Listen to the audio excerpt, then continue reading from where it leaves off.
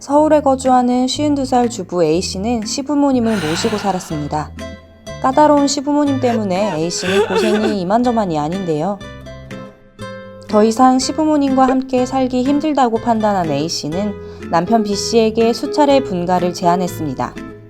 하지만 B씨는 분가는 절대 불가라며 완고한 입장을 보였고, 이 문제로 다툼은 반복돼 부부 사이도 점점 멀어졌습니다.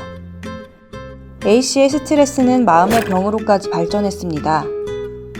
앞으로도 시부모님과 한 집에서 살아야 한다는 마음에 가슴이 턱하고 막히던 A씨는 결국 우울증 진단을 받고 병원 치료를 받았습니다.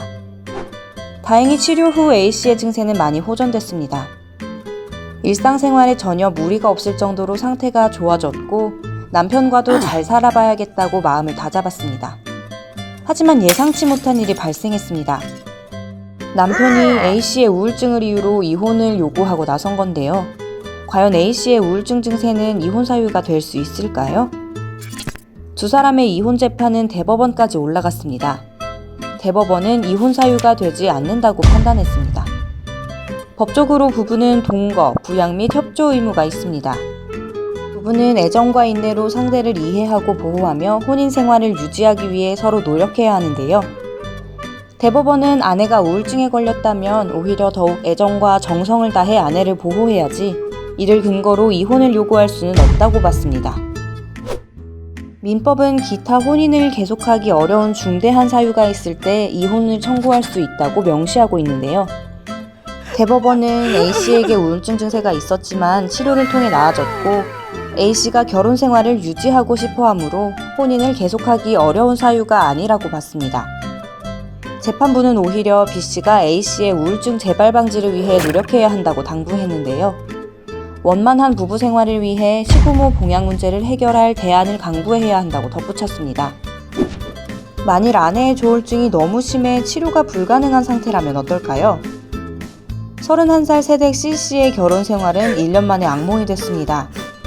아이가 생기지 않는다는 이유로 남편 D씨와 시댁 식구들로부터 지속적인 괴롭힘을 당했기 때문인데요.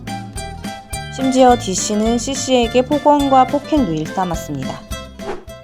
거듭되는 괴롭힘으로 고통받던 C씨, 결국 조울증에 걸리고 마는데요.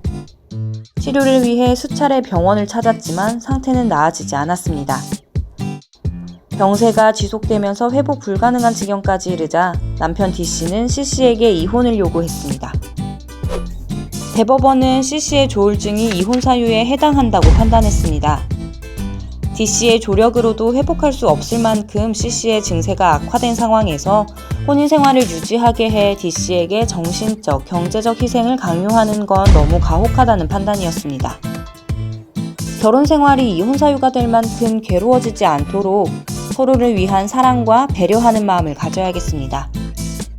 생활 속 법률을 재미있게 들려주는 법이 궁금하면 로그인.